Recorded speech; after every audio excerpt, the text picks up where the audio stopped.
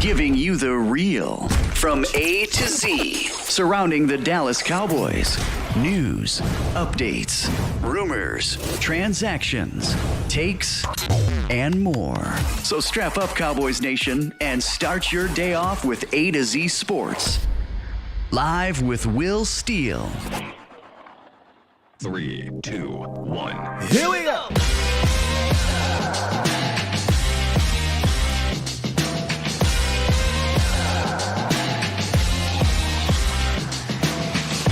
Good morning, good people.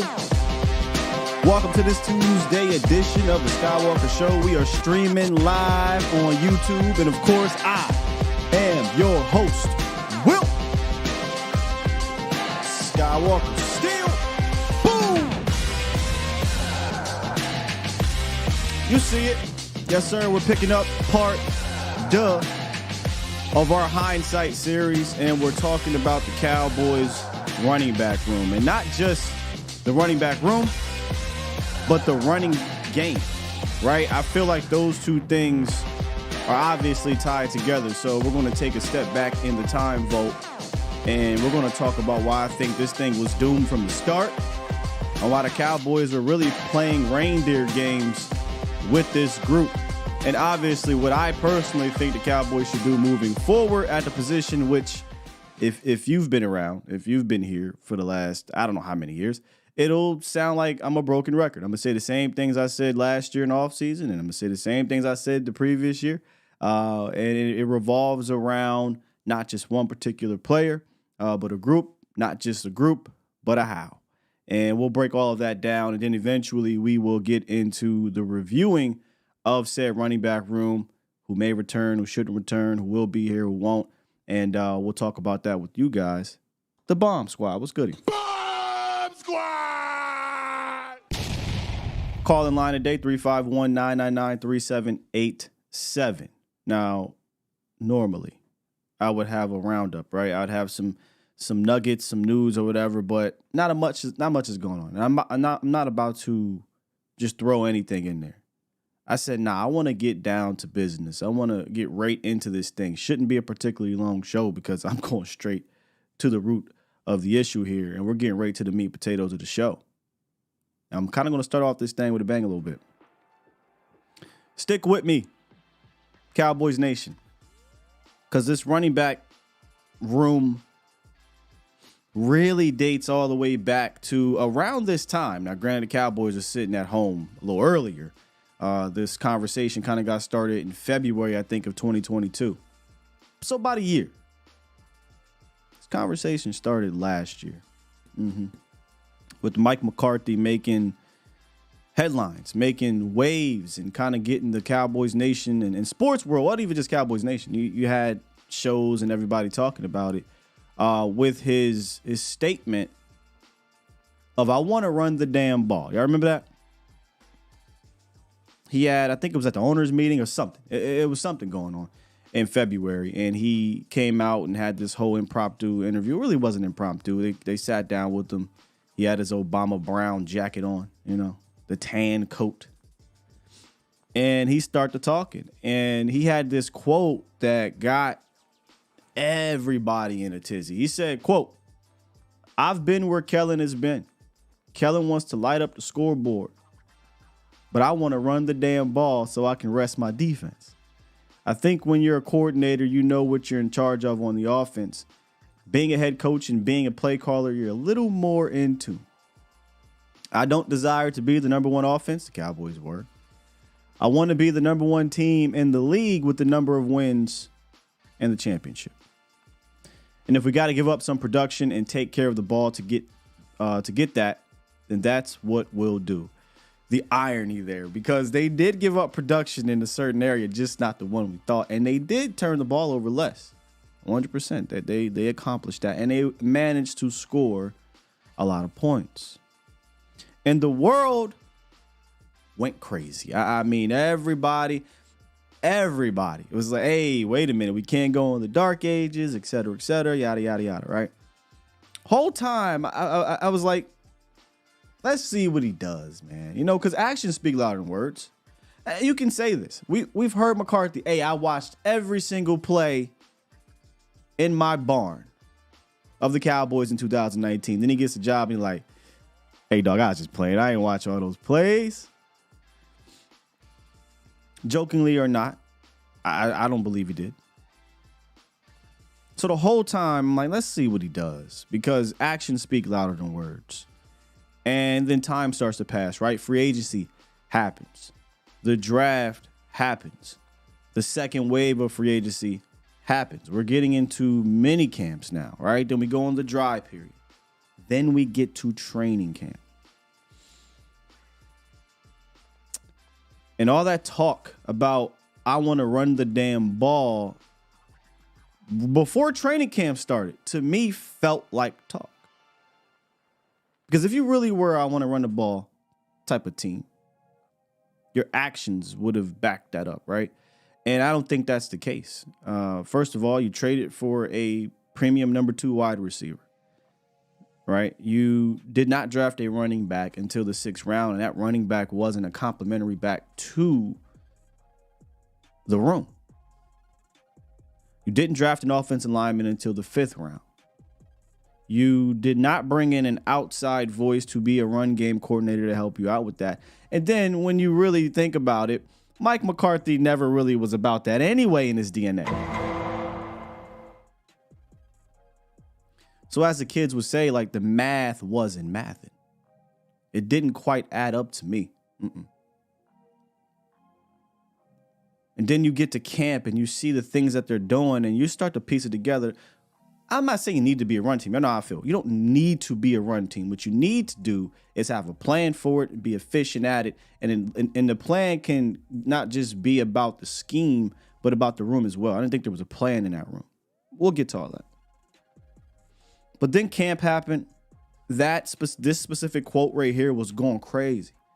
And NFL Network comes down to camp and they talk to Mike McCarthy. And Mike said, let me clarify these things.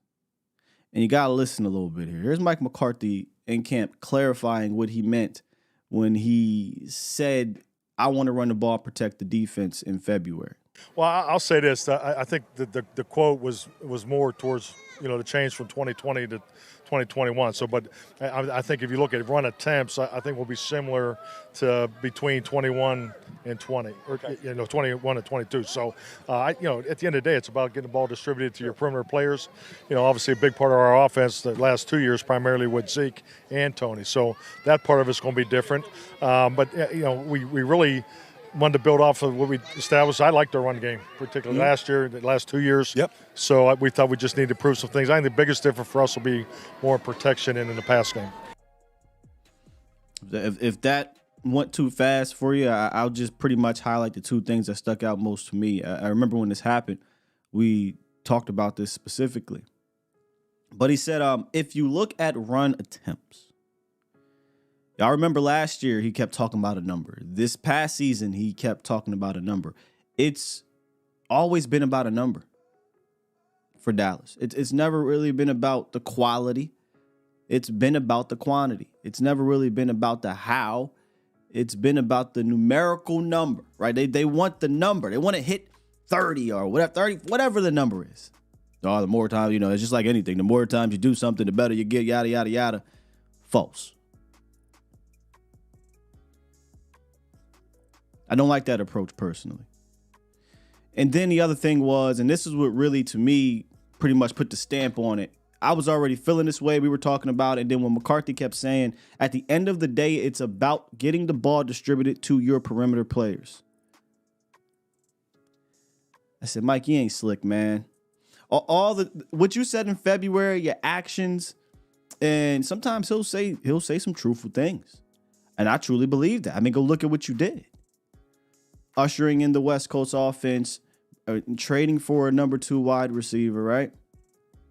It was clear that you were going to be leaning on the perimeter players. And I have no problem with that as long as you have a complimentary run game, which we did not. And we'll get to all that. So when you approach it that way, when you say, we don't really care about the how, hell, we barely care about the who. But when we don't care about the quantity and we only or the quality and we only care about the quantity, I think that can come back and bite you in the ass in the playoffs. And I feel like that's exactly what happened. You never really established a how. You only cared about the number that you hit. So if you don't establish the how leading into the playoffs, you can't counter off of it. You can't lean on it. And all you do is you get in the playoffs and you become what? One-dimensional. Quite possibly, I mean, I didn't go do this research. You might quite possibly have the most one-dimensional team in the last half decade to be in the playoffs. I don't, I haven't looked at every single team that's entered the playoffs, but I'd bet the Cowboys, if they don't rank last in playoff rushing, all the metrics, they second to last. I mean, they're pretty close. Let's just kind of review a little bit. Let's just talk about the playoff game that just passed. Tony Pollard, 56 yards, 3.7 yards per carry. Rico Dowdle at 11 yards. Only 2 carries, but 5.5 yards per carry. Weren't able to establish a run game there. Again, even the how was terrible in that game. If we go back and look. Mind you, when we talked about this yesterday, when you go look around the league, almost every playoff team in the divisional round was able to lean on the run game, at least the winners. But anyway, in 2022, the wild card game, Tony had 77 yards, 5.1 yards per carry, 27 yards, 2.1 yards per carry. The only game of the 4 under the McCarthy era where they rushed for exactly 100 yards with their running backs. Granted, they really didn't need this because Dak had like 5 total touchdowns. He ran for like 40-something yards. It was really a Dak's and really any quarterback's kind of biggest performance in quite some time in the playoffs. But nonetheless, that was a good rushing production day from Tony Pollard. The 2022 divisional round playoffs, we understood what happened there, right? Tony gets hurt, but 22 yards, 3.6 yards per carry. Zeke is the guy. He only gets you 2.6 yards per carry on like 13 carries or something. 10 carries, that's what it was. So you couldn't run the ball there. You're talking 48 yards rushing, and they had Malik Davis, which put a pin in that, and they decided to not even use him at all. 2021, wild card round. Zeke had 31 yards, 2.6 yards per carry. Tony Pollard, 14 yards, 3.5 yards per carry. At that time, Tony Pollard, yes, he had got hurt some odd weeks before, but he was clearly a guy who needed to put the ball in his hands. Tony ran the ball 4 times. And he only, I think, eclipsed 6 touches because he had 2 receptions on literally the last drive of the game. So you got 4 playoff games here, and you've quite literally been one-dimensional in all of. You can't do that, Cowboys Nation, man. Like, yeah, it may happen once in a while, but when you really go into these offs and teams know that's what you're going to do, you're just going to be a one-dimensional team, you make things a lot easier on that opposing team. For that opposing team, I should say. And really, this predates back to pre-McCarthy, too. If you want to go to the 19 or 18 playoff game against the Rams, we couldn't run the ball then. They ran the ball on us, though. They ran the ball on us on 300 yards rushing. But I look around, in all offseason last year, if you guys remember, I kept saying this. I was championing for either a stable or a dynamic duo approach and the how in the run game. I talked about the how in the run game when Kellen Moore was here. I didn't like it. It wasn't making any sense. And every time we ran into a team that was a quality opponent or quality defense, they just said, "This is what you're doing? This is your run game? Man, this ain't nothing. And take this right away. Now we make you one-dimensional right now." And when I look at the remaining playoff teams, right, the championship round, we talk about stables and we talk about, dynamic duos, et cetera, et cetera. I look at the Lions. We've got 2 running backs with over 180 touches and they have another running back that had 41 carries. So that's 3 total running backs throughout the season that had 40 touches at least. 49ers have the best running back in football right now, but they also saw 3 backs get 40 carries or 40 touches, 40 or more. The Ravens, I mean, geez. The Ravens feel like they got about 15 dudes they can put out running back that gets the ball 40 times. But in all seriousness, they had 4 running backs eclipse 40 or more touches, and they had a hurt guy who might have been their best guy in J.K. Dobbins, right, who would have been a 5th dude had he not got injured. But he got injured in the first game. Look at the Chiefs. The Chiefs more so mirror how we kind of set up our offense in the sense of we're a perimeter-driven team. Perimeter, I mean, they don't have receivers. Quarterback-driven, passing-driven offense. But even they understand the importance of the how and understand the importance of using your running backs. They had 3 backs with over 40 touches this season. And their dual threat guy, who mostly was a receiving guy, and McKinnon, he got hurt. Or he would have probably eclipsed 80, 90, 100 touches. Then you bring it back to the Dallas Cowboys. Cowboys have 2 running backs this year with 40 or more touches. That's it. Right? 2. Can you get away with just 2 running backs? Yes, right? But then there has to be more of a dynamic duo approach. Not a, hey, Tony Pollard's the guy, then Rico will give you a carry or 2 every game. The discrepancy can't be that much unless you got a Christian McCaffrey. And even with a Christian McCaffrey, you still had 3 guys in their stable that was utilized. I don't know if I was texting Voss during the playoff weekend, and I was talking about the Ravens stable and it's their offense in general. And I'm sitting here like, man, it feels like they draw up plays and scheme up plays for all their guys. Isaiah Likely's, Mark Andrews at one time, Zay Flowers, whether it's Odell Beckham, whether it's any of their running backs. Clearly, Lamar is a running back in of itself, not diminishing Lamar, saying he runs the ball though. But it feels like they use everybody. San Fran does the same thing. I've even seen Green Bay do the same thing. I didn't even bring up Green Bay. I could bring up Green Bay too. They had a successful day running in the playoffs. But you just look around in the playoffs, man, and again, I don't have the numbers. Just thinking about how I watch over the last few years, I'd be hard pressed to find a worse rushing team in the playoffs. Well, Sky, what about the offensive lines? I've been saying this for a while too. I've watched worse talent on an offensive line have more success in the run game over the years. Not saying the Cowboys have the best O-line or anything like that, but they've got guys. The reason why is because of the how. It's because of the how, man. And as we look back at 2023, hindsight 2023 for the running backs, for me, Cowboys Nation, I think the approach has to change. I think the approach in the backfield has to change from the room. I think, at least from 2023, that season. You can't do that. I don't mind if it goes back to previously we had a dynamic duo, but I'm a fan of a stable. I'm a fan of using, at the very least, in the 17-game season plus the playoffs, at least 3 backs. And then when you get to the playoffs, you actually use those dudes.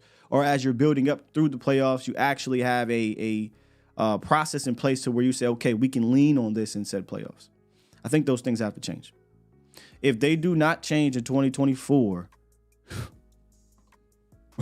we're going to be back to being one-dimensional for the 4th consecutive season in the playoffs.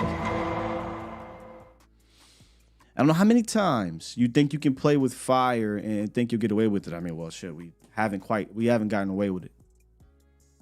But at some point, you are going to have to take it serious. And if you go look at, was it 2021? Okay, so 2021 on, we don't count 2020. Just, we don't got to look at the numbers. Just think about it. How many times have you said leading into the playoffs, oh man, this is a dynamic running team. Or, hey man, they're building something here. Now in Washington, and we'll get to this here in a second, I thought, maybe they're on to something in regards to how they're running. And then we got to the playoffs and they ain't do none of that. They ain't do none of it, man. And it was frustrating. But let's take a look at this running back room and kind of review what it was in 2020. We're going to start backwards, right? And again, we're mostly going to be talking about guys who have been around or guys who participated in the season. I want to start with Malik Davis for our hindsight 2023 running back edition. Malik Davis was signed to a futures contract last week or 2 weeks ago, whenever it was, after, really not seeing any time. I mean, honestly, he didn't see nothing. All he saw was special team snaps and practice squad. But in 2022, Malik showed something. He showed some promise to at least be a part of the stable. But in my opinion, politics got in the way. Politics got in the way of him having a role when Tony Pollard and Zeke were available. One of the things I kept saying that kind of blew my mind last offseason was, when Zeke was out or even when he was in, but mostly when Zeke was out, Malik was making some things happen. He was showing some wiggle. He was showing some toughness. He was catching the ball at the backfield. I thought he played well enough to say, hey, we've got an aging running back on a bum knee who's gotten over 2,000 touches in his life. Maybe, just maybe, we should use this young, spry rookie at a position that does not require some crazy veteran to have success. Maybe, just maybe, we should throw him in there and give him about 5 touches or carries a game. Let Zeke continue to rest up for the playoffs. And we get to the playoffs, we got a fresher Zeke, a fresher TP, and a young Malik Davis that has some experience. So once we get to the playoffs, hey, if something happens to one of our guys, we can lean on the other guy. Instead, we didn't do that. Tony Pollard went down. Malik Davis comes in, and he doesn't see a single touch. Doesn't see a single touch. Malik Davis rolled into training camp off of that 2022 season, and there was a lot of competition. Cowboys went out and signed a veteran running back. They drafted Deuce Vaughn, and he was fighting an uphill battle. He was going to have a really good camp to make the team. He didn't. He did not make the team. He was cut, but he was signed back to the practice squad, but he never saw any action in the regular season. So Malik Davis, it wasn't a red shirt second year because he did get called up, right? Like he eventually played special teams. He eventually, got called up, I think 2 or 3 times, but he didn't get a carry. And if I had to guess, I know he got signed back on a futures team. I think he's going to be right back in that same boat. Now, we got a long way to go. Maybe he ends up being a guy where the Cowboys did not attack this position group, which I would be shocked. And we'll get to that at the very end of this. Did not attack this position group aggressively, and now Malik Davis has a shot. But I do think all running backs always have a shot because it's one of those positions that, for the most part, are reliant on the play caller, the blocking, and then their skill, right? You can be the most skilled guy, but if you don't have the other two, you could be in a bit of trouble. But if you have any skill, most running backs have skill, especially young running backs have skill. You can find some success. But Malik Davis, I don't think he's going to be really a factor in 2024. He's still young enough, though. When I went and looked at the average age of the running backs in the playoffs still currently, Gus Edwards is the oldest running back, and he doesn't get that many touches. You look at Montgomery, 26, Pacheco's 24, the kid Gibbs is like 21, 22. McCaffrey's McCaffrey. He's really the outlier of this whole situation, but he's the best running back in football. The best dual threat running back in football, too. So I guess he's got a shot from a young standpoint, but he's got to go out there and prove it. So that's Malik Davis. We did get a caller. Let's take the caller before we get back to reviewing this room. What's good, Banks? Good morning. What's going on, Sky? I just want to say, man, I honestly don't think it's gonna change in 24. The run game, I really don't. Mike McCarthy has had the same MO as far as the run game probably since back in his Green Bay days. Yeah. And I don't think it's gonna change, man. I honestly don't think the team. I believe they're gonna still maybe make the playoffs next year, but until then, the expectations are low. You know what I mean? After the last 3 years of getting there, I just don't think, especially if they get rid of Dan Quinn and change up the defense, that'll bring I have a little bit more faith in them. But other than that, I just don't see it changing, man. I'd be surprised. I honestly will be. And that should I guess we got to see what they do in the free agency and in the draft. We just got to wait to see next season. But I really don't see it changing, man. But a lot is not going to change until it starts from the head, man. And it's all the way up to Jerry Jones, man. It's just the culture around there. I know everybody's been speaking on it. Just the culture in general, man. It's a Hollywood culture around there. So, until that even changes, I don't see much happening but the playoffs. Get to the playoffs, 1 or 2 games, and we getting bounced, We moving on from McCarthy, I think, too late. This was the year, in my opinion, even down to Dak. I'm a Dak guy, but, $56 million against the cap. Maybe this was the time to maybe try to get a Trey Lance era win or something. I don't know. You know what I mean? That's just where I'm at with everything right now. But, I guess we'll see, man. All right. Appreciate the call, man. All right, Scott. Hunter Luepke. Back to the hindsight running back 2023. I got to put him in this. I can't do a fullback room. There's only one fullback. Hunter Luepke. Look, man, he's a fun story, right? Coming into the training camp. I looked at him as a running back. I really look at it as no blocking fullback. But Hunter Luepke really didn't get a chance to prove himself of anything. I don't think he got a chance to get in the groove of anything, really. At first, we thought maybe this guy could be Kyle Juszczyk. At least I did. That's kind of how I viewed him. I didn't view him as a true blocking guy. I didn't view him as a true running guy, although he ran. So I viewed him more of a running guy. But I thought maybe this could be a move around, fullback, quasi tight end, running back type of guy. Catch the rock, hand it off a little bit. That didn't happen. Oh, you know what? Okay, maybe they'll turn him into this fullback, old school blocking guy. That didn't really happen. Even though they tried. And I knew it was going to take some time. But then Hunter Luepke kind of showed a little something in that department. I'm not saying Hunter Luepke was the greatest at this, because at the beginning of the season, I kept saying, hey, Hunter Luepke's looking terrible, actually, at blocking. But as the season progressed, he got a little better with it, man.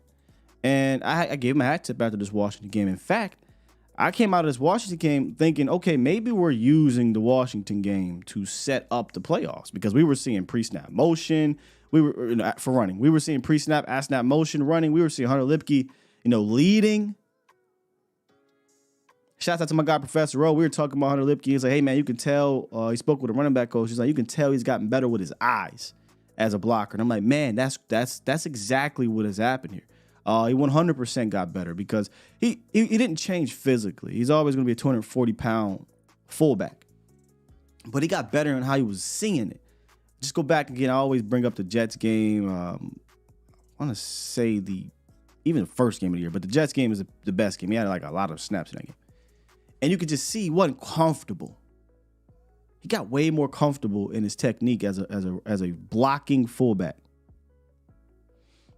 Maybe in year 2, put a little weight on him, put a little muscle on him, a little bit more comfortability, a little bit more confidence. Maybe he becomes a better downhill blocker, point of attack blocker.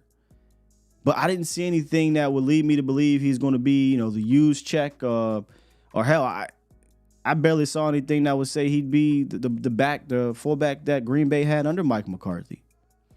For whatever reason, he got the carry against the Patriots in the red zone as the lead back. Y'all remember this. This wasn't as a fullback. He was just the, hey, man, hand it off, turn around, wearing number 40, and just go look like Allstott and run it in. And he scored a touchdown. Didn't get the ball again in that capacity until Miami. And he did so as a fullback, and I'll just say this, there was a miscommunication there. Miscommunication for Hunter, and it resulted in a fumble, and the rest is history. What are they going to do with Hunter Luepke? Is he going to be our John Kuhn? Is he going to be our use check? Because the way I look at it is if he's not going to have a legitimate role, then he's just taking up a roster spot.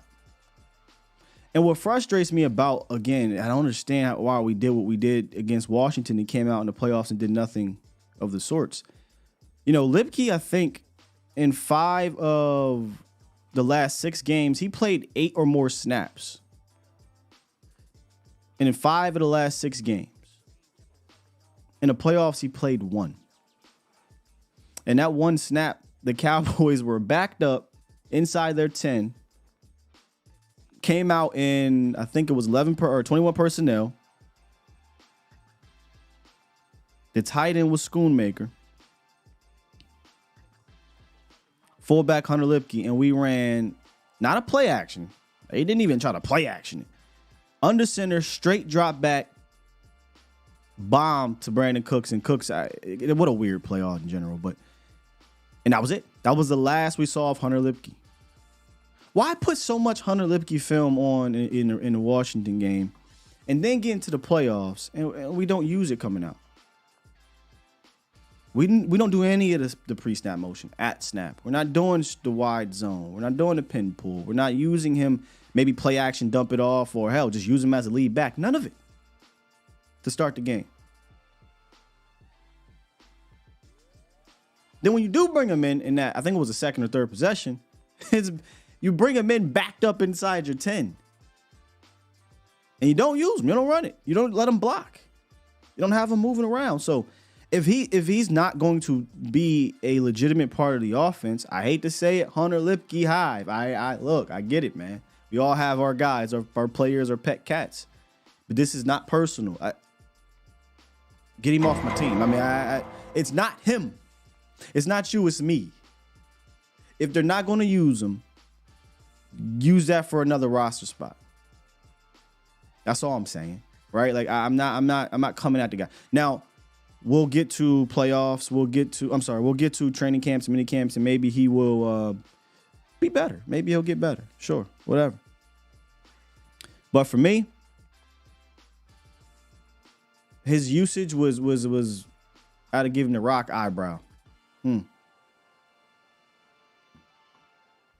Deuce Vaughn. Our short king, Deuce Vaughn. Another story, right?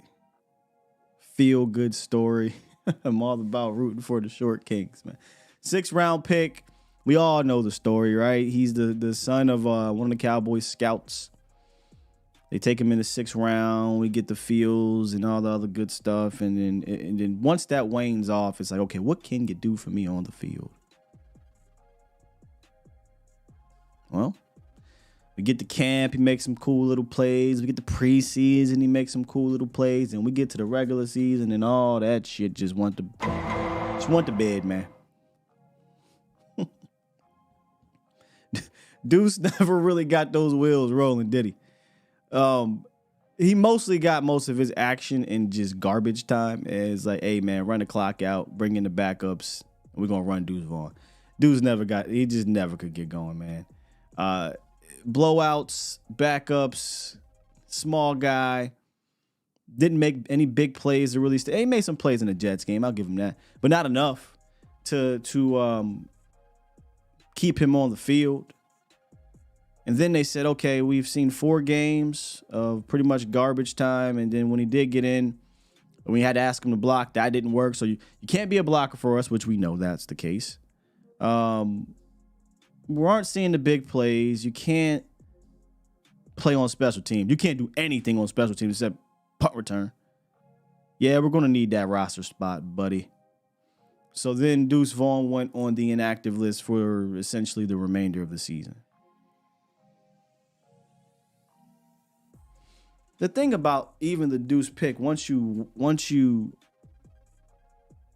get rid of the feel-good story, and look, man, when the pick happened during the draft, if you go back and watch the draft show, I wasn't mad at him, right? Like, obviously, one of the most productive running backs in college football history, when you look at production and whatnot. My frustration was, how can you look in the running back room and say this is a compliment to the running back room? It just didn't make sense to me. But it was like, all right, he's a Cowboy. I'm rooting for you, Deuce. The other part of that frustrated me about the Deuce Vaughn pick, and again, not Deuce's fault here, is this was a strong running back class that had some size in it. You brought back Tony Pollard, right? Like, all right, franchise TP. Now let's compliment him or compliment the room with a guy that's not like that, not a dual smaller. I ain't calling TP small, but you know what I'm saying. Tony Pollard is more of your slasher. Now let's kind of get a thunder, or let's get a guy to compliment. There were many of those running backs I thought in this draft, and we just said, we're good, and it just blew my mind, And they went with Deuce, and the story was all cool just a week ago, and we get to the regular season, and the story was no longer a feel-good story. So Deuce will be back for sure, no doubt about it, and he'll have a chance to try to establish himself. But just like Malik Davis, I don't think you, and other players we'll talk about here in the rest of the way, I don't think you approach the room saying, oh, well, we got Deuce Vaughn. Again, no knock on him. But in a league that I truly believe, me personally, Skywalker Still, I truly believe you need a stable. He doesn't stop you from addressing the room.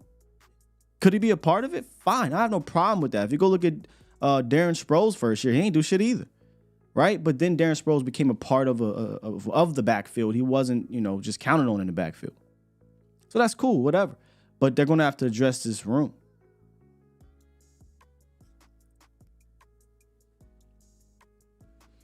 But to me, when I look at where this thing really kind of tailspin, and again, this is nothing personal to any of these guys. It just is what it is. When they decided to say, Rico Dowdle, you're our guy. You're our RB2 guy. It was like, oh.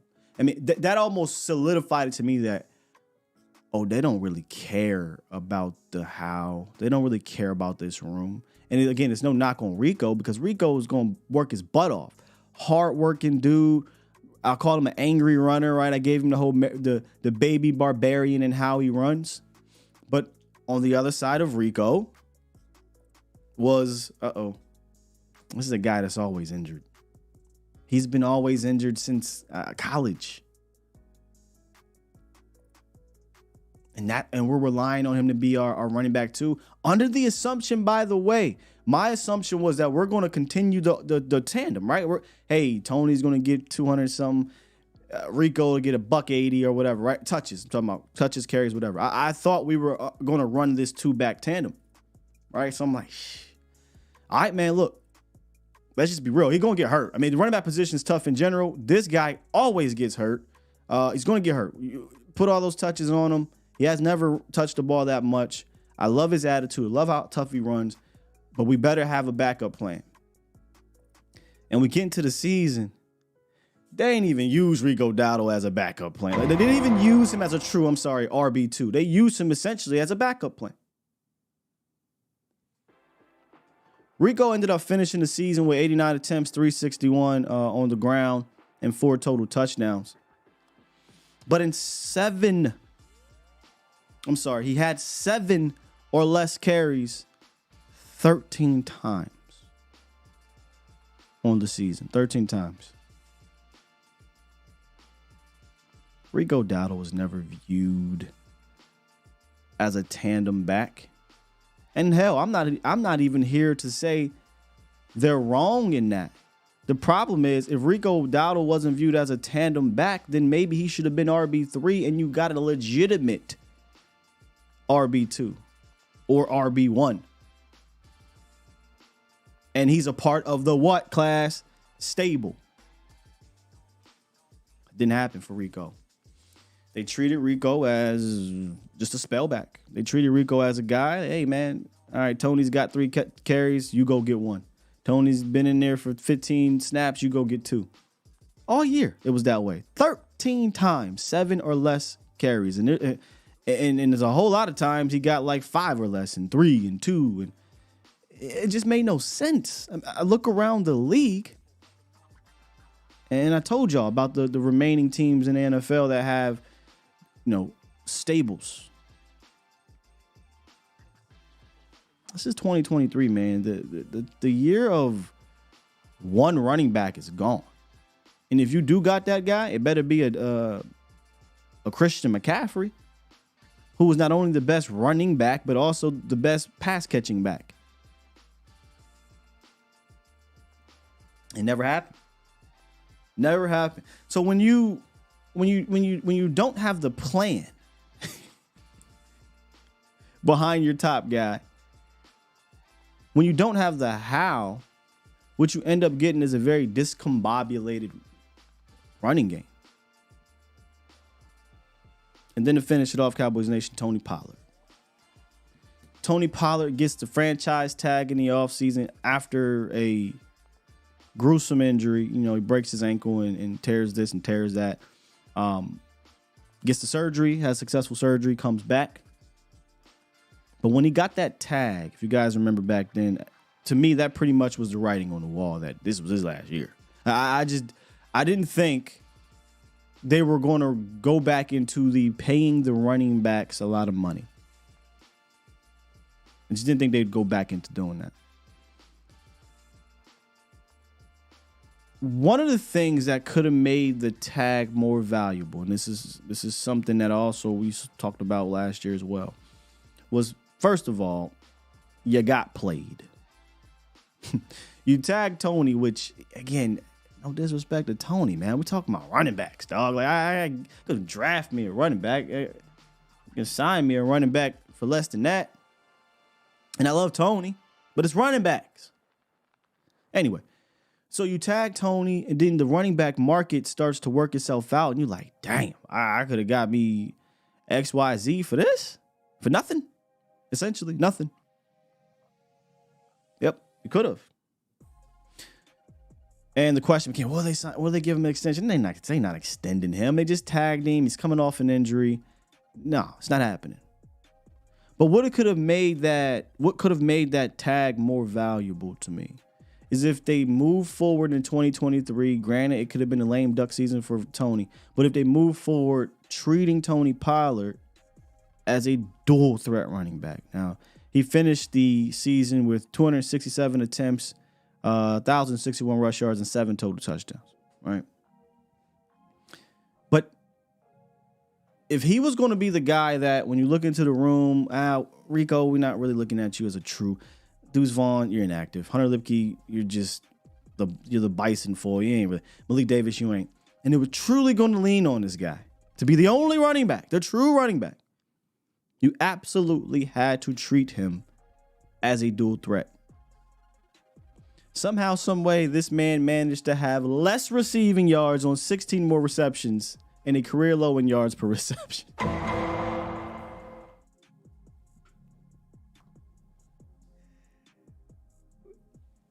How does that happen? You know what I'm saying? In the title, I think in today's show is the running back room was failed before it got started. The plan was just so stupid. If you would have told anybody with any common sense, we're going to go into the season, like if you say, hey, I can look into the future. In the future, we're going to say, this is our running back room. TP, Rico, Deuce, Hunter, Malik. You'd be like, all right. Grant, if no injuries happen, you can do some things. What's the plan, Sky? Well, the plan is we're going to run a whole lot out of shotgun. We're not really going to be a good running blocking team, right? Our run block is going to be pretty poor. Rico is essentially just going to be a spell back, and Tony is going to be our predominantly lead back. That's how we're going to rock. What about this Hunter kid? Get like 3 carries on the season. I said, oh, hell no. Oh, hell no. Blow this thing up. No. This can't be. And that's exactly, I think, what has to happen in 2023 Cowboys Nation. You can't run this back. Not the plan, not the room, not any of it. Now, I might get looked at as a running backs don't matter guy. Let me just make sure I get this out there. Running games matter. I've always been running games matter. I'm not diminishing the position. I'm not diminishing the actual person. I think if a guy is one of them ones, you obviously entertain said player. But under the umbrella of running games, to me, becomes the room. What does my room look like? And then what is my plan?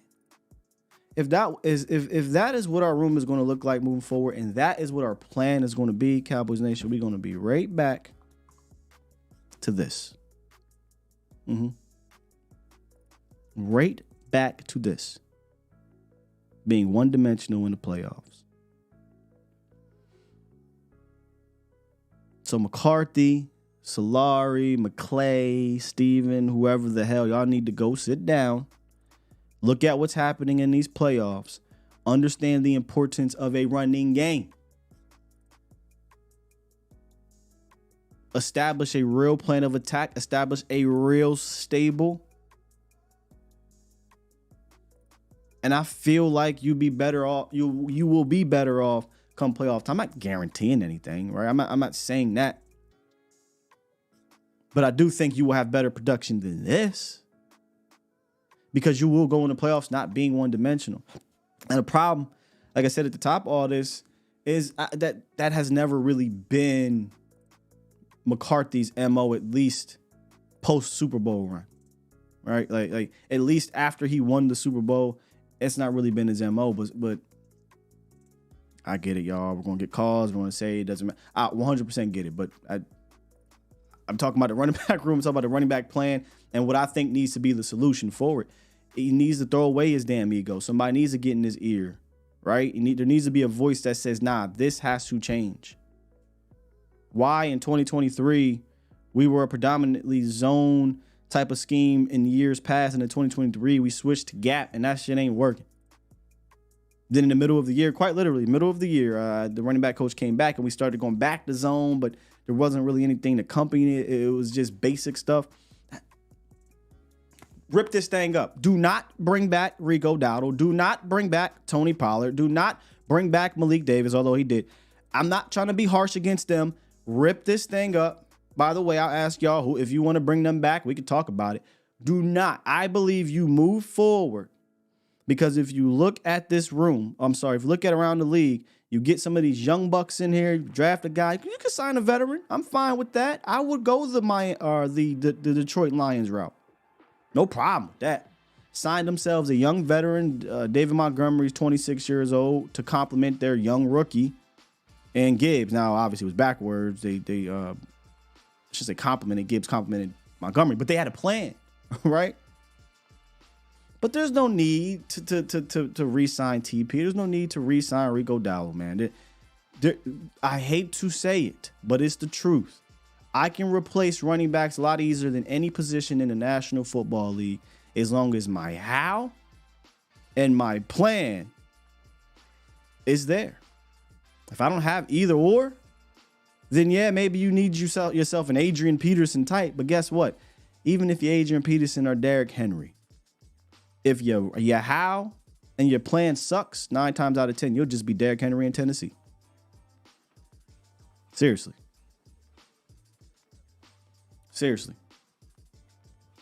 So that's my spiel on the running back room. That's my review on the running back room. And to like I said, to end it all here, if you guys weren't aware, I am ready, or I am willing to revamp the room, which we kind of knew. At least this consensus was, yeah, this is going to have to be revamped during the season. We figured that, right? But all jokes aside, if they don't figure out how to block this thing up and how to call it, we'll be right back here talking about it, right?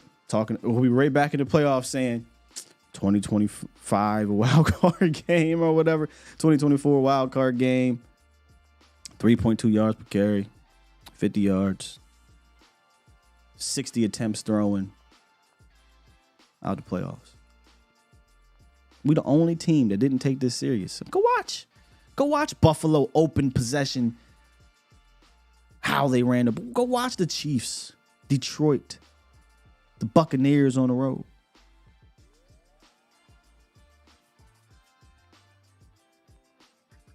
The Ravens the best running team in the league. Yeah.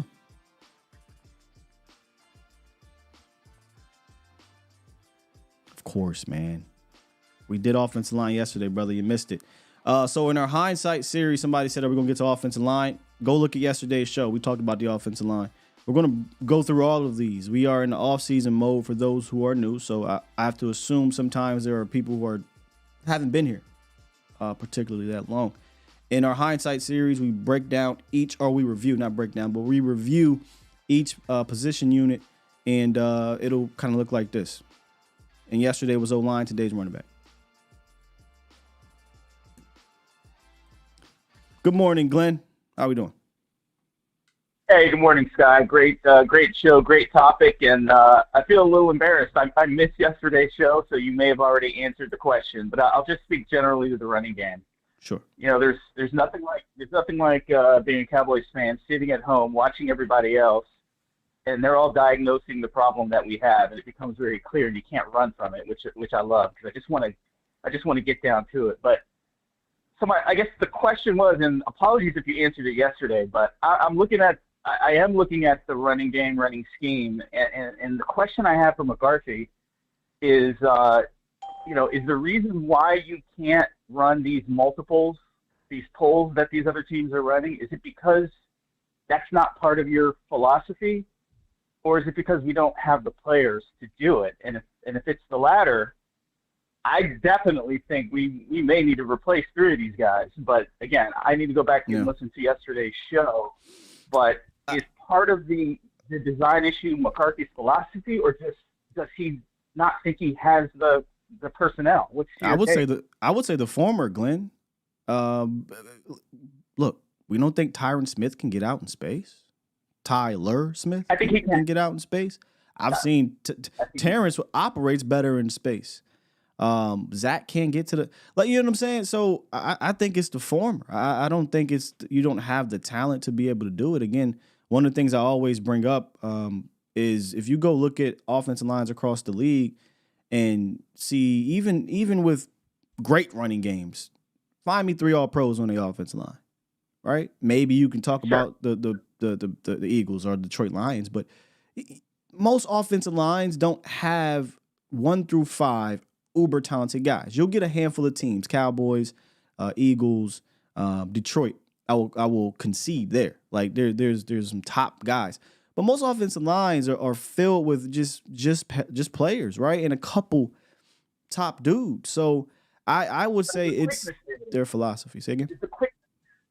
Is the quickness there? Sorry to cut you off. Is the quickness there? I guess is my question. I agree. We got a talented bunch, but when I say quickness, I mean you snap the ball and then these dudes are already like immediately in space on the horizontal, and it's like I look at our guys and it's like the running back's like, can you hurry up? I can't. I don't have time. Again, I ask you to get out there. I ask you, can Tyron Smith do that? I think Tyron is. I mean, he's obviously not what he was, but Tyron can get out in space. Tyron can get out in space. We've seen it. I'll answer that question. Can Tyler Smith do that? Yes, he can. Can Terrence Steele do that? I don't think he's as good as a lot of people think. I think he's okay. I'll answer that for you. Yes, he can. If you would argue Zach is too old, that's fine. But if you got 3 of your 5 offensive linemen that can get out in space, I don't know how that's not enough. Number one. Number two, it's not always about, hey, my offensive lineman it has this quick twitch to do it. I've seen big dudes like Osiris Torrance get out in space. The guy is slow-footed as hell. Sometimes it's about creating leverage. You know why it looks like, oh, snap, he got the leverage? It's because you got a pre-snap, at-snap motion. Now that linebacker is in position for 1 split second, half a second, and guess what? You set your guys at the second level out in space. So, but if you're going to be stagnant and you're just going to get under center and we're just going to do a pull of Tyler Smith and nobody has to think about nothing, I can just read my keys, then what are we doing here? You know what I'm saying? But if you've got some type of action with it, that defensive end now has to hold. That linebacker has to hold. That safety's thinking about something. And the next thing you know, oh, shit, here comes Tyron Smith barreling down on me. So I think it's the former. I don't get how we can look at Tyron Smith, Tyler Steele, Biotis, Zach, and Terrence and say, we ain't got the guys. I don't know about that one, Glenn. Well, Biotis, I mean, that one, I'm going to draw the line there. I mean, I'm not trying to blame everything on him. I just named the O-line. I'll just say this then. The O-line. I don't know how we look at the O-line and say we don't got the guys to quote-unquote get out in space. When we've seen them, again, I talked about this yesterday, go look at the pin pulls that we did, particularly earlier in the season. They were successful with Tyler and Tyron out they were good in space. So why go away from profit? Why get bored of profit? Run that play to death or counter off of it. So that's how I feel about it. I think we got the guys. We just don't. That's just not what we do for whatever reason. Yeah, well. All right, well, I will definitely, I'll after the show, I'll run the yesterday's show back and, see what you found. But, hey, great show. I'll keep listening. And, my grief continues, man, watching these playoffs. It's just, it's tough. Yeah, I know, man. Thanks for taking the call. Yep. Appreciate you, Glenn. Let's keep it moving here. We got Shavance on the horn. Hey, how's it going, man? Hey, I'm not to rehash too much of what you just covered right there. I thought that was a good call and good question. But you're saying it was the running scheme and not the line, because I'm thinking when we could run, when we were blocking, I thought the running backs did great. But there were games when we were faced with a tough defense, and it just seemed like we couldn't open any holes. Yeah, I don't think there's a sole reason. I don't want to come off that way, right? Like, obviously, you need your guys to do things too. I just find it kind of crazy that, one year you are a productive running team, and the next year you're not at all, really. And then in the playoffs, you completely go away from it. But, when it was blocked up, we were talking about this during the season. When it was blocked up, your running backs were getting quality runs. I mean, one of the games we broke down late in the season was the Detroit Lions game. When it was blocked up, Tony Pollard was getting good carries. When it wasn't, nobody was getting anything. So, when they block it up. But here's the problem. When teams know how you're going to run and it's not creative, it's a lot harder to do it. And I think that's why you never really saw the big runs. I think that's why you never really saw them lean on it. It's a perimeter-driven offense, and I felt like teams understood that. Look at the Packers. They went to the playoffs like, hey, we'll just drop back 7. We'll rush 4, and you guys aren't going to beat us on the ground. You're not going to lean on the ground. We never really got them out of it via the run game, and when we tried to in that first possession, we came out in 13 personnel, condensing the formation. It just was a weird plan to me. Yeah, and I felt like that was what you said about being predictable. I thought moving on from Kellen Moore would solve that problem. I did too. Which brings me to my next thing. I guess Jerry likes to finish contracts, but I thought for sure McCarthy was gone. Just on the fact that it seems like 9 out of 10 times when he's facing a good coach, like he's being outcoached. It just seems like we're being out-schemed and we're still taking too long to adjust. And that was another problem from the past. So, I don't know. I hope they figure it out, because I guess we have them for another year. So, yeah. We I think it was the day after the game or whatever. I was out on McCarthy, which I didn't expect to be, right? Because I didn't think we'd come out and play like that, And beyond just the schematic parts of it, just You're the head coach. You're responsible for how this team comes out and how they are prepared. And every single other team, not just the winners, the losers, Shavance, every last one of them came out with fire or came out and competed. Maybe except the Eagles. I can't remember how that. I know that they were getting whooped early, but even they fought back and kept it, a close game for a little bit until it got out of hand. Everyone. And to me, that's a reflection of your head coach not having these guys prepared to play. And every home team at the very least came out on fire except you. So, yeah, I thought that was a fireable offense in of itself. And I did not expect, because 2 days before that, I was like, there's no way Dallas is going to lose like that. But they did. And I don't think it's an emotional decision, because I went back and looked and I said, damn, the Cowboys been coming out like this under McCarthy all 3 times. And it was the same way under Green Bay on his way out of Green Bay. So. Yeah, I don't know. I thought if they moved on from, if Dan Quinn gets another job, he moves on, then we can kind of, almost have a rebuilding year, if you will. But doing this now, I'm hearing we're running into that coaching problem of, well, if McCarthy's only going to be here a year, who's he going to get for his coaching staff? I don't think they're going to go get a long-term commitment, and that's another problem. So you talking about offensive line coach? Just whatever we're losing. I guess I thought I saw something that Dan's going to stay. Dan Quinn. I thought he was still. Yeah, I thought he was still interviewing. Is that breaking news, Cowboys Nation? I thought he was still interviewing, but I think the word last week was if he doesn't get a head coaching job, he'll be here. Okay. All right. The headlines, I'll say whatever. You just kind of glance at them. Yeah. All right. Well, thanks for taking my call, and I appreciate you doing this, especially like you said in the off season, it gets tough, especially after that loss. So Thanks for doing your thing. No problem, man. Appreciate you, Vince. Yeah, these are never easy. I'd much rather be doing the hindsight 20 whatever. Late February, right? the idea,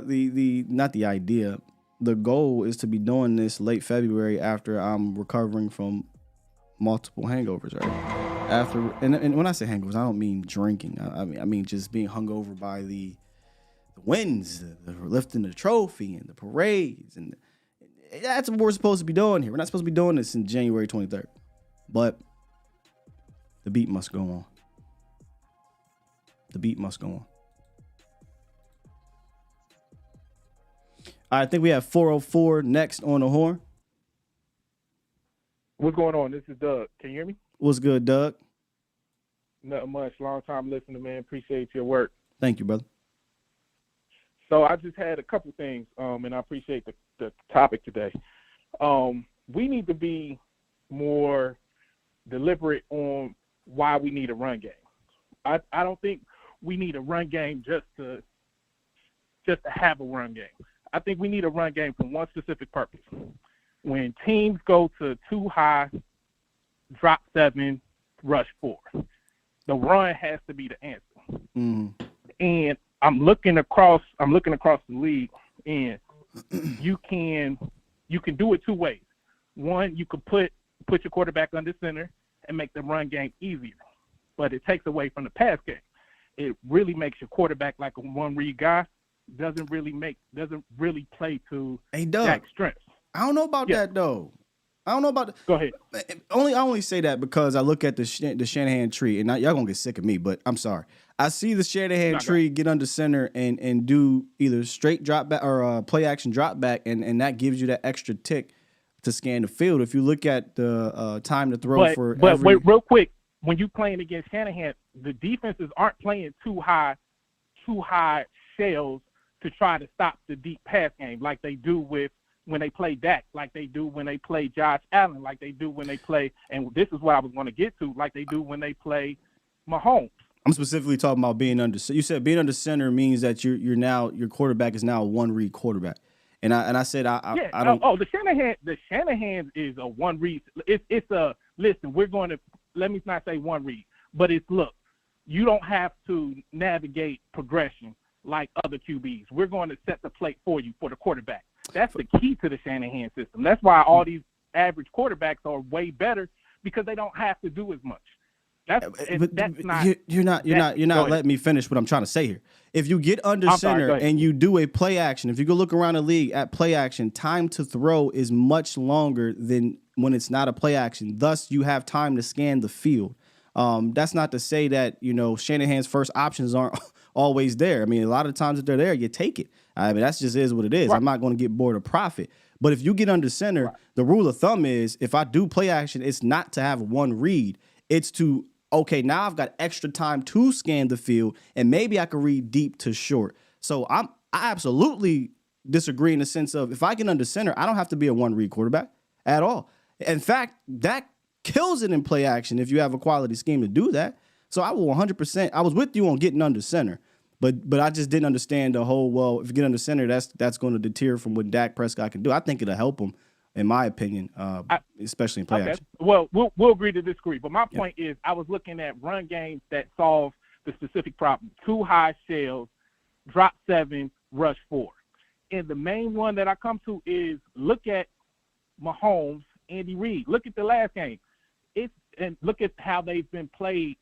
If you look at how teams have played them since that first Cincinnati win, and that took Cincinnati, I want to say, to the Super Bowl, and that defensive coordinator really was the one that started the drop 7, bring 4. We're just going to flood coverage on Mahomes, and he had problems in the second half.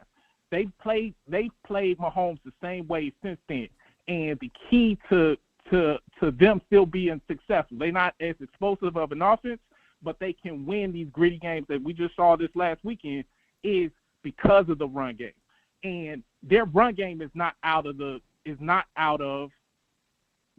under center, because that's not who Mahomes is. You want Mahomes in the shotgun. And also to counter your point about getting on the edges with our linemen, their run game is in B gap, A gap. It's right there in the middle. It's not, Pacheco is not getting outside. They might throw a pitch here every now and then to keep the defense honest. But you hear what you just said? Right up the middle. Do you hear what you just said? Every now and then. Right. I don't think anybody's insinuating 98% of your run game is on the outside. But you can't ignore that. But I'm just saying we can't. I'm saying, and then also I feel like the Chiefs running game is something that you can mimic, because also it's not a Shanahan tree. Yes. It's right there. I think I don't know how long you've been watching my show, but the Chiefs have been the exact team I have been talking about the Cowboys should run their offense like. And they do run out of shotgun. In fact, yesterday, if you watched the show, I talked about when they ran out of shotgun, they ran the same play, I want to say at least 10 times. And they ran it with success probably about 7 times. And what they did was they had an at-snap motion. They'd have a guy going one way. They have an offensive line going another way. And then they have another guy either pulling. And those 7 times, that was at the C gap or out. Or if it was the B gap, he might have hit the C gap. So that's what I mean by the Chiefs. They basically ran out of shotgun, but they did it with creativity. The Cowboys don't do that with creativity. But the Cowboys have shown to have success, whether it be under center or not throwing the ball. Last year when the Cowboys ran 12 personnel, they were one of the better teams throwing from under center, but we didn't have that luxury this year.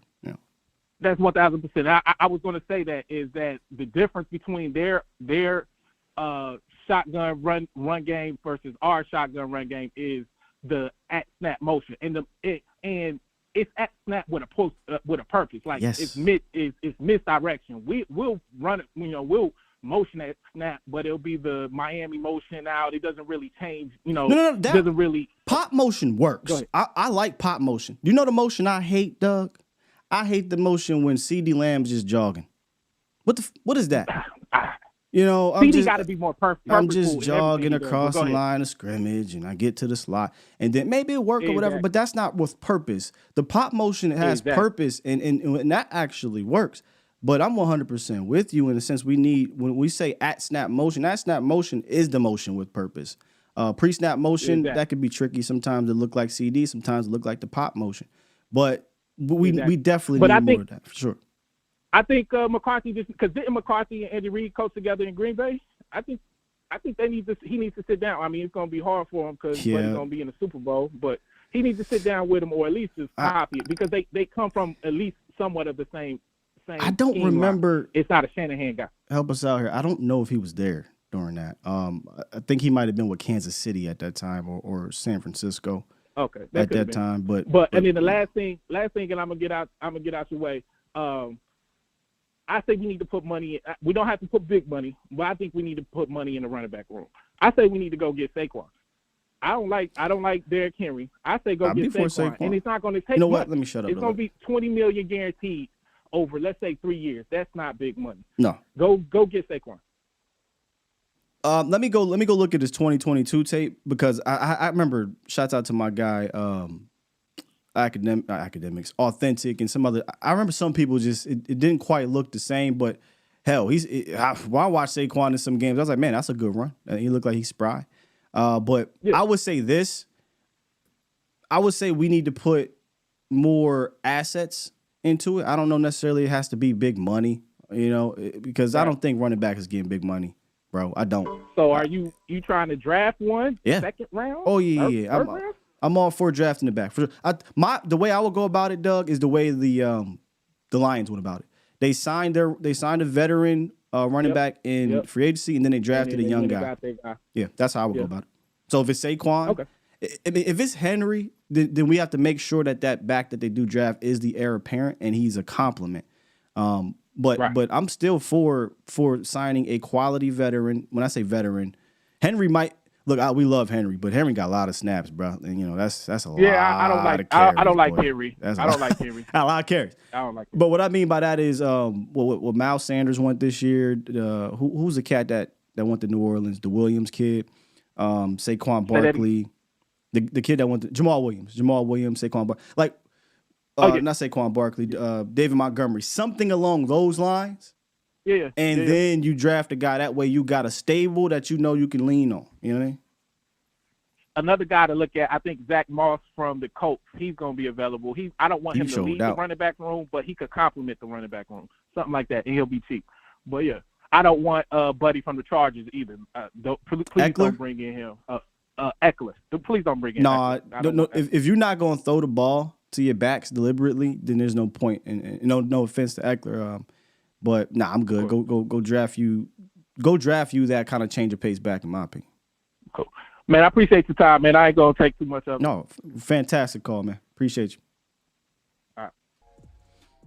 Once we get to free agency primer, the running back position is going to be, I think, an exciting one to talk about. But as you guys know, this is kind of where I'm at with it, man. The Detroit Lions, I'm at the, and when I say Detroit Lions, I don't necessarily mean you got to take them in the first round. If you do, you do.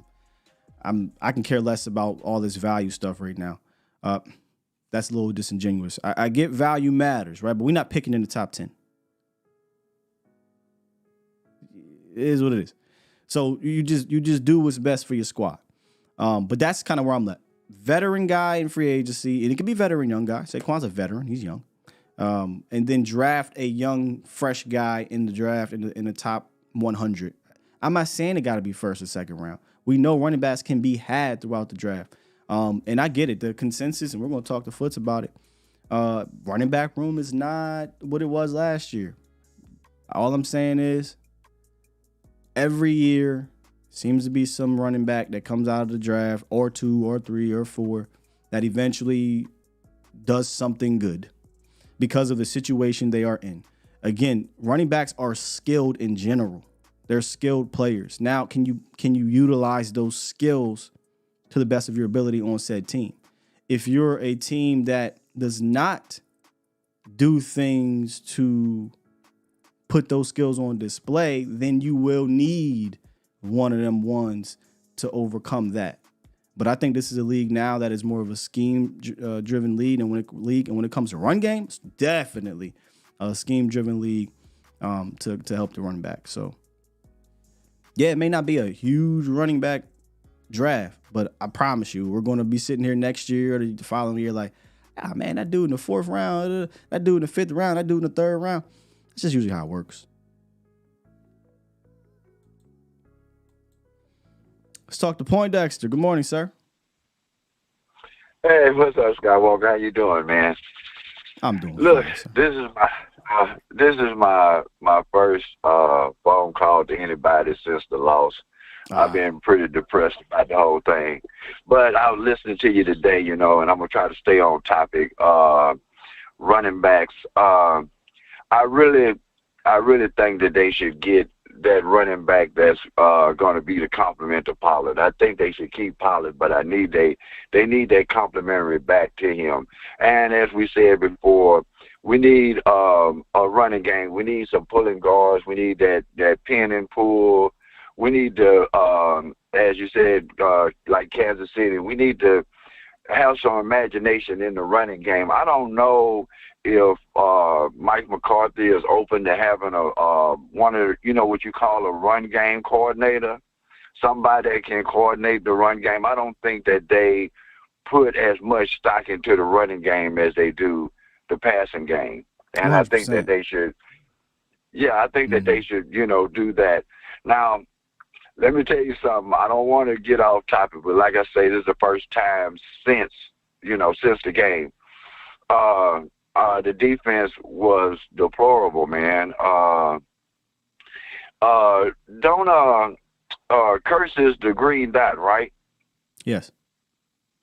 He's the one that really is supposed to be keeping it together. And it seemed like they was just, if they were going to run a zone, well, at least run a zone where you got somebody in every quadrant. That's what the zone is about.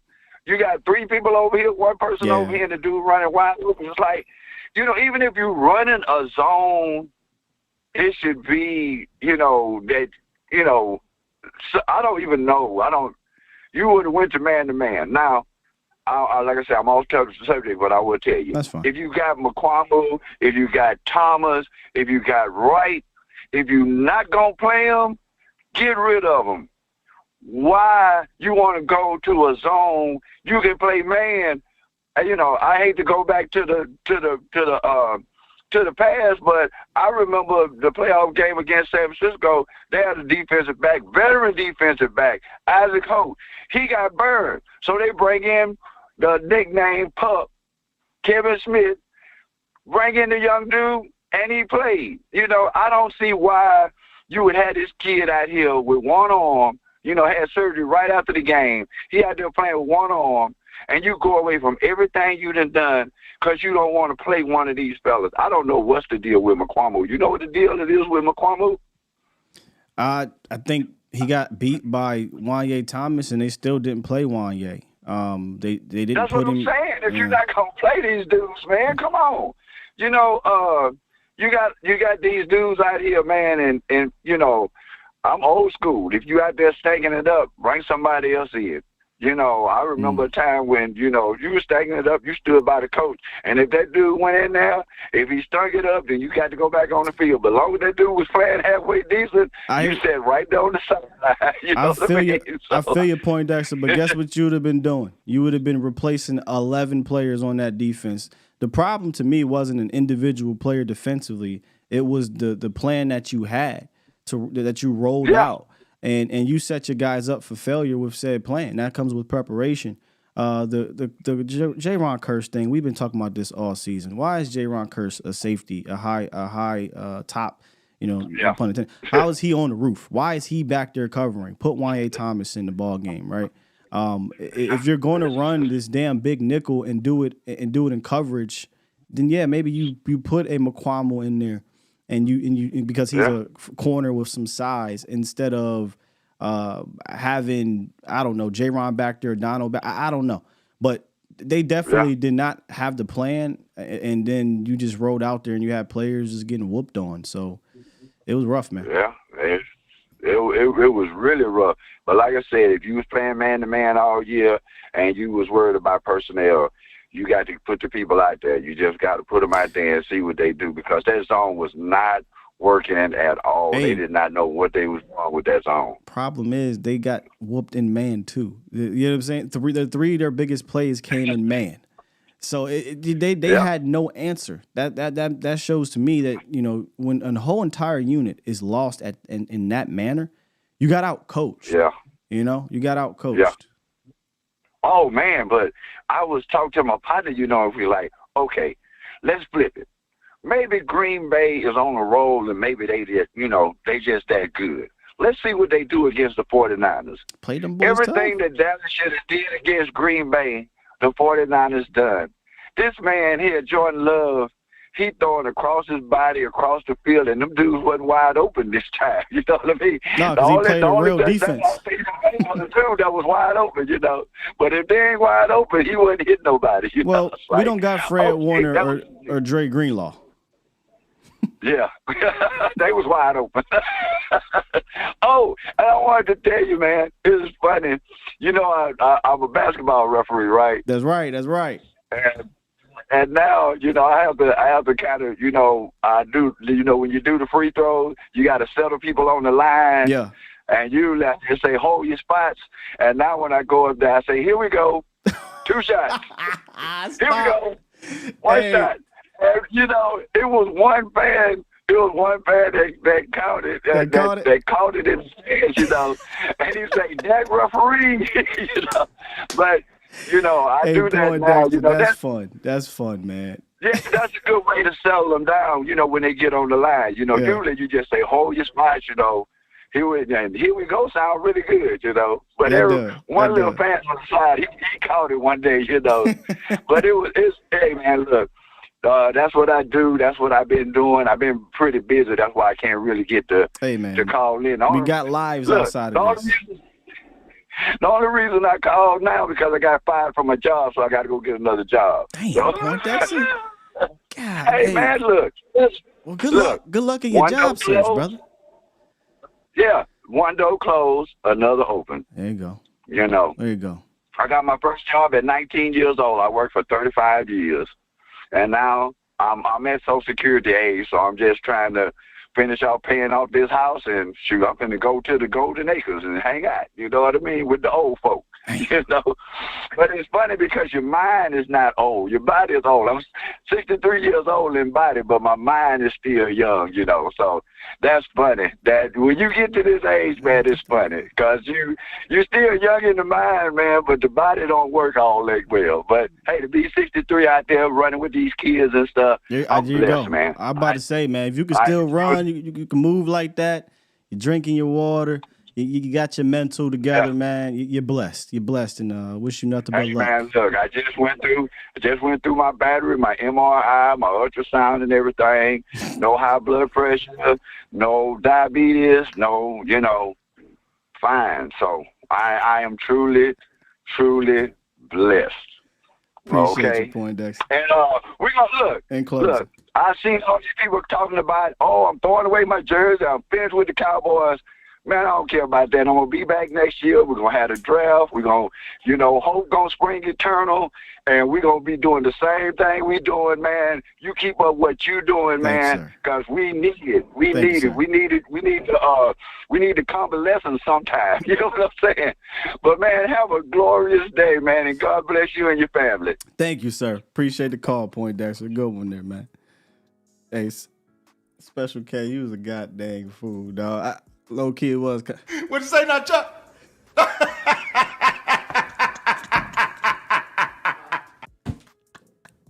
You had us in the first half.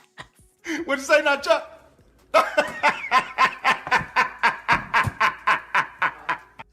He's 100% Chuck.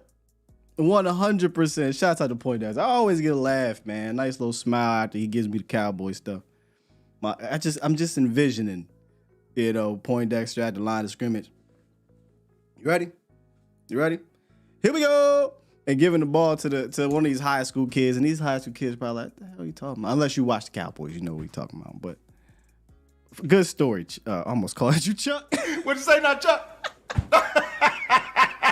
Good story there, Poindexter. Appreciate you, man.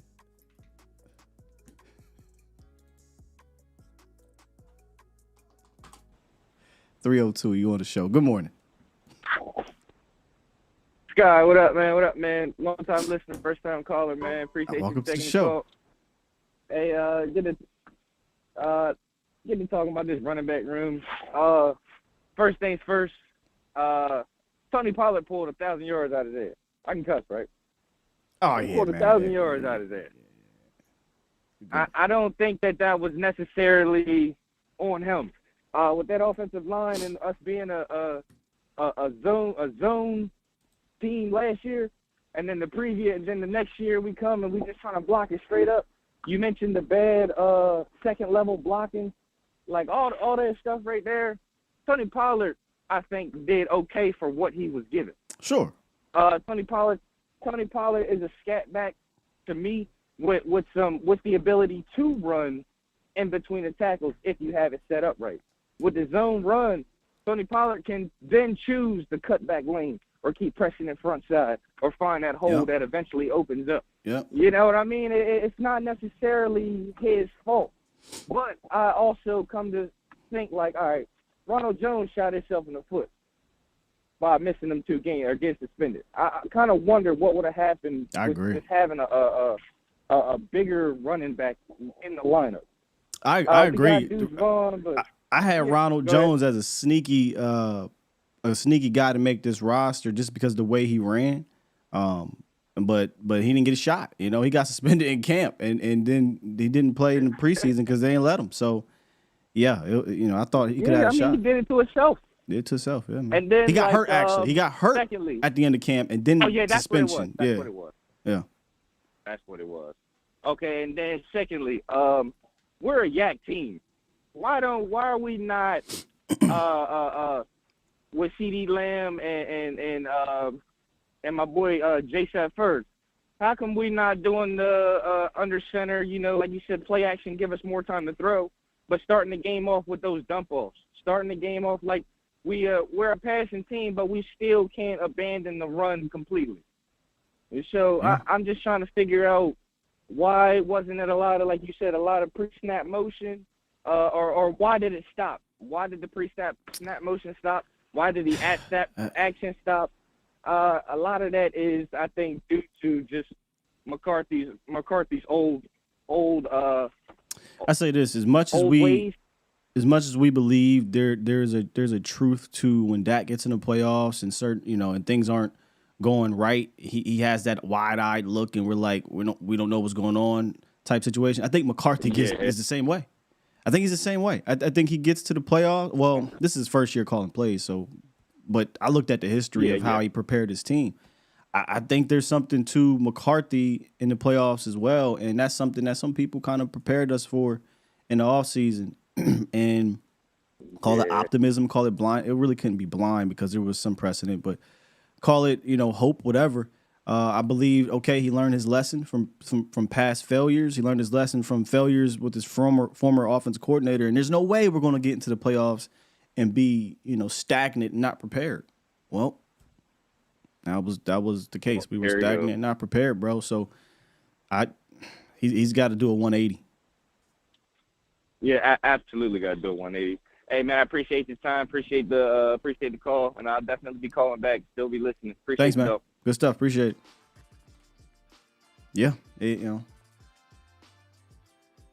I think there is something to McCarthy in the offs as well. We detailed it. If you guys missed it last week at some point, just go run it back at some damn point. One thing is I noticed, and this is kind of off topic, when I do tweet something on Twitter that I might have said on the show or something, I have to remember not everybody on the show or on Twitter is watching the show, and on the show is on Twitter.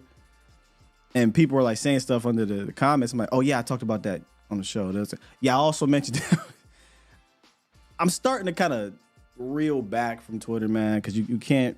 Nuance doesn't exist. Context doesn't exist. That's why I say just come to the show. I got way more time to talk to y'all. I can explain things better. Come to the show. I'm not telling you to come to the show because it's like, hey, come get these views and these clicks and run this all up. I'm not in it for that. I appreciate y'all that are here. To me, y'all here because I ain't telling y'all to be here to run up numbers. Y'all here because I'm trying to put in this work and have this conversation with y'all. So, you got fans out there and you're like, hey man, tell them to come to the show if they want to voice said opinion and get some feedback on it or hear a more thorough breakdown than whatever the characters on Twitter allow you. And if you pay for the check, then yeah, you can write a whole damn paragraph. But guess what? 3 paragraphs. Somebody is still going to say some dumb shit underneath that paragraph that you're fighting that. So it's like, come on to the show. you'll be able to hear me explain this better. But that was a sidebar. Hey, Toxic, you a wild boy. You said in the chat, my man Poindexter is going to be getting ready for his mall walk. I used to do co-op. Y'all know I always tell stories. I used to do co-op in high school my senior year, and I used to work in the mall, man. And I used to hear that term, and then I had no idea what people meant. And I would work before the mall opened, and you would see all the old people come through and do the mall walk. I didn't realize how serious it was. That mall walk stuff is serious. They got groups, they got the sweatpants on, they got the big shoes, they got markers in the mall. You know? Then I watched Better Call Saul, and there's a whole bunch of scenes with the mall walking, but that's a real thing. Shouts out to y'all. If you watch this show and you a mall walker, shouts out to you. So it's a good way to keep moving as you get older. Might catch me out there when I ain't gonna bring it up because y'all gonna say I'm 60-something years old anyway. Special K said, Durack Sky is made for Twitter. Nah, bro. I can't do it, bro. I salute to Foots and Koi and whoever else be on Twitter like that, Tuck and them. Nope. I know how they play the game on Twitter. I see how y'all move on there. Y'all don't care about a real conversation. That doesn't exist there.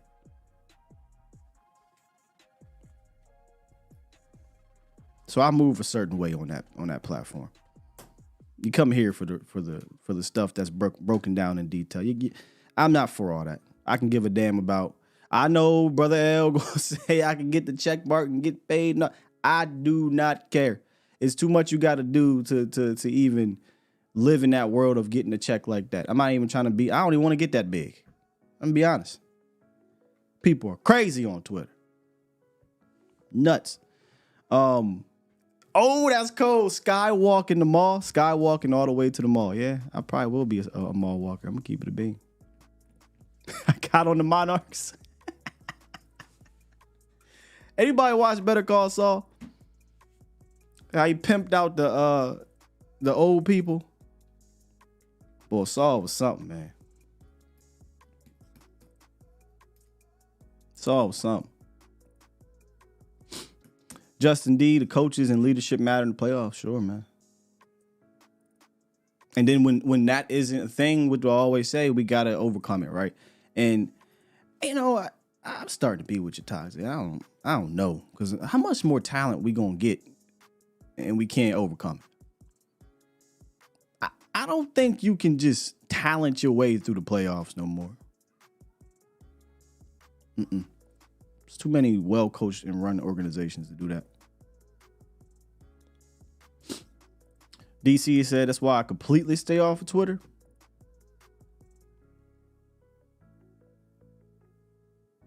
I should start, taking some breaks from it for sure, from time to time.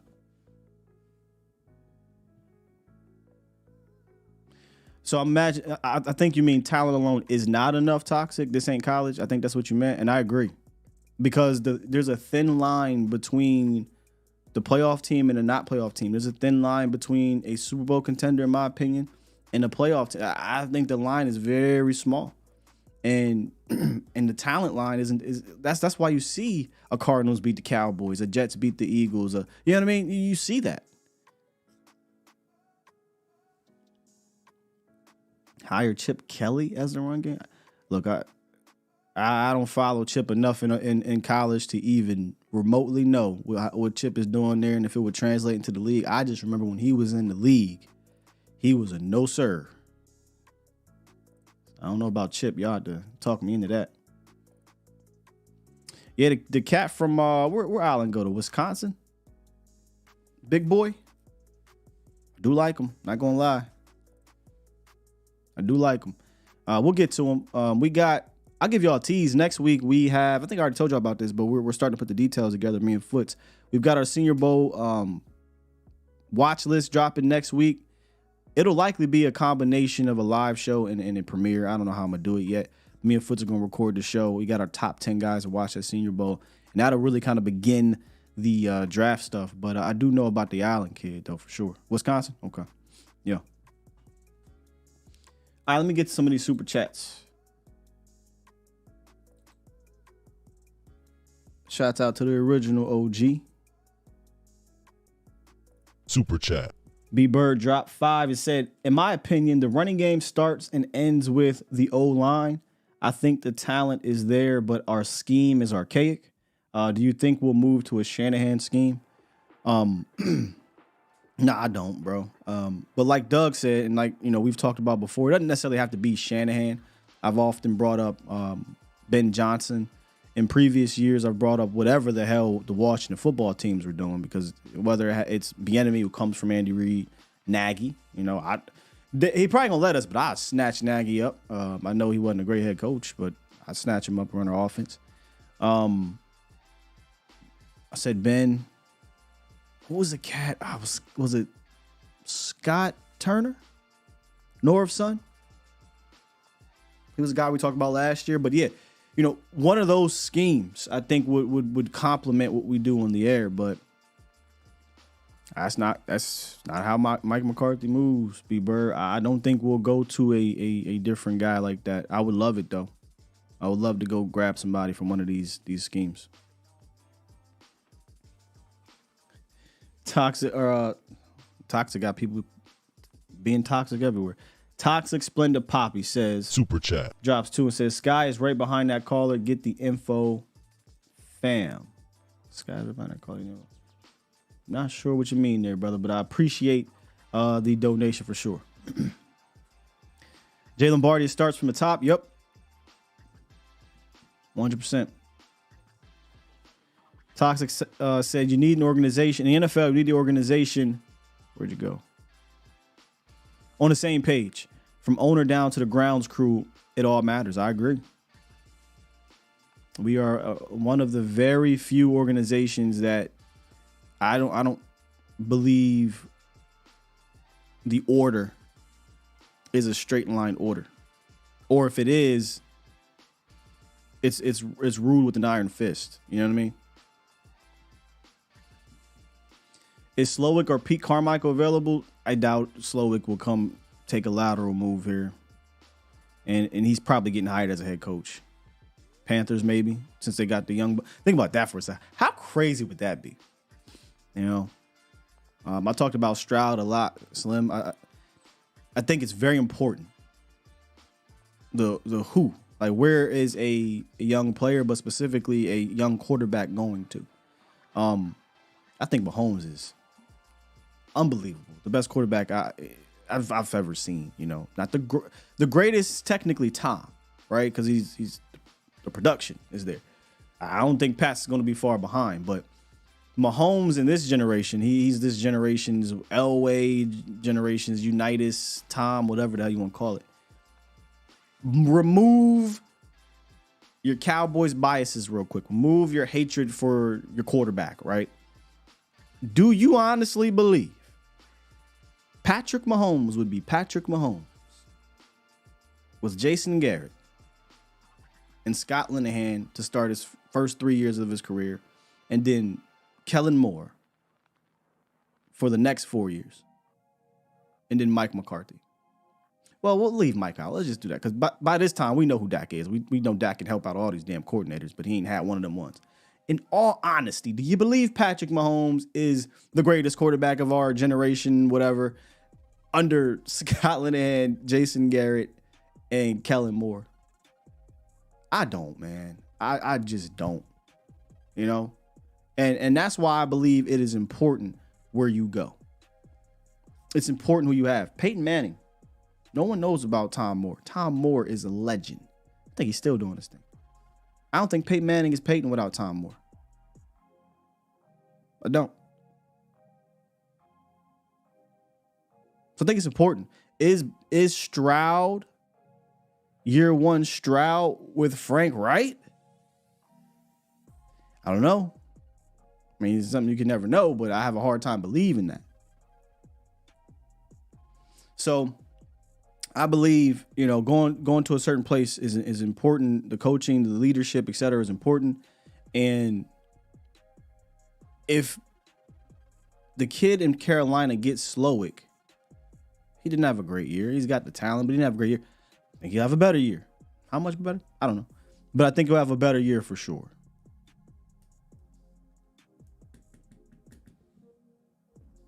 I think he'll have a better year for sure. If Dak did it, I hate to say it, Mahomes would have. Did what, though? I hate to say this. What has he done? What has he done? Mahomes is not looked at as the greatest of our generation because he won 12 games in a row 3 times and got bounced in the playoffs.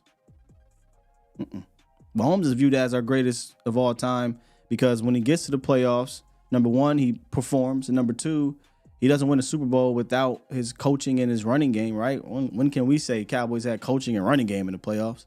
Or defense, defense is ball too. But he gets in the playoffs, great regular season, gets to the playoffs. Because he's Mahomes, we don't really look at the help, right? He had 182 yards last year in the Super Bowl. Or whatever it was. Run game was beastie. In his first Super Bowl, he shouldn't have really won MVP. Damian Williams should have won MVP, but he's Mahomes, right? So we don't really look at that. We don't got that here. It's all on the queue.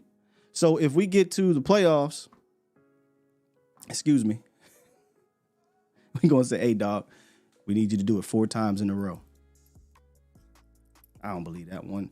I don't believe that one iota. Because there's going to be times you're going to have to lean on other things. And we don't believe in that here. No, sir, Bobski. No, sir, Bobski.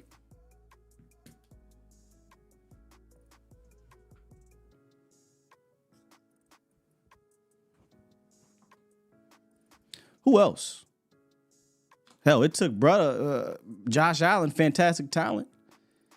Took Dayball to say, hey, chill out, Josh. Then Dayball left, and now look at Josh. Like, Josh is still fantastic talent. He ain't even having postseason. When I say postseason, Super Bowl appearances and all that stuff, right? 1-1. The next greatest thing, Trevor Lawrence. Think about this for a second. Trevor Lawrence, the great white hope, goes to the Jaguars under Urban Meyer. You know what I'm saying? It matters. It matters where you go. 100%. That's all I'm saying. And to bring it back around about Slowick and Stroud, if Stroud loses Slowick, I do think, and I said this on Twitter, I think what Stroud did for Slowick and that organization and having DeMeco Ryans, I don't think they'll go away from that. I don't think they'll say, hey, Slowick, congratulations, you're moving on to Carolina or whatever. We're going to bring in Ben Johnson, Eagles offensive coordinator. Now, what if they go out and do? We're going to bring in Ben Johnson. We're going to completely change everything we did. No more pre-snap stuff. No more, counters. No more 3-level reads. We're going to have nothing against the blitz. We're going to be the worst team at pre-snap, post-snap motion. I don't think they'll do that. I think they'll keep what worked for Stroud. They'll just probably hire a guy within or somebody from that tree. I truly do believe that. Yes, indeed. Who runs out of gas? What does that even mean?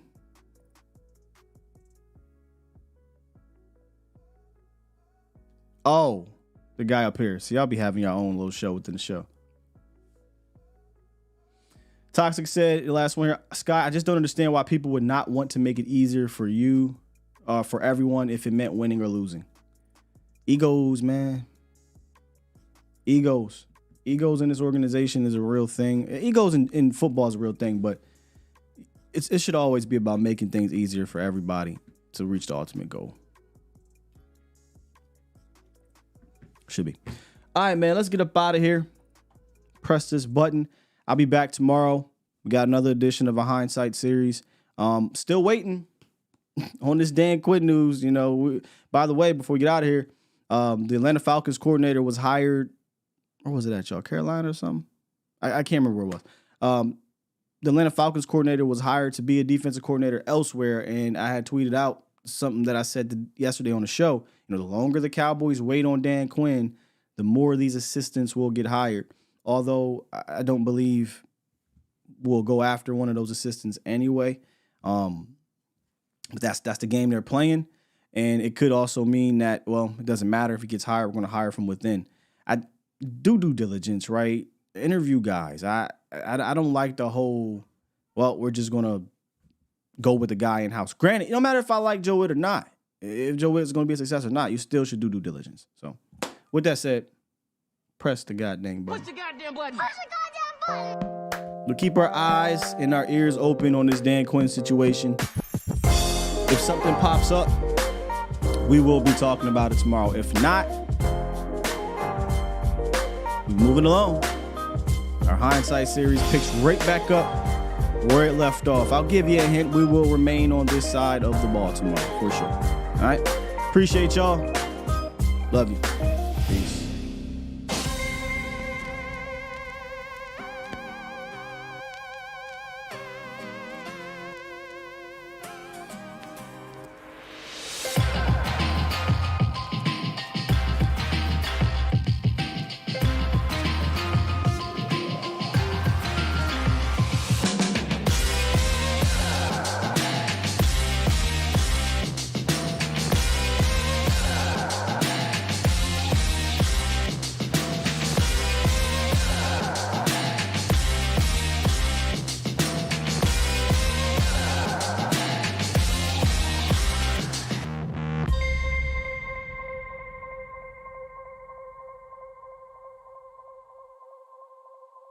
Bomb Squad!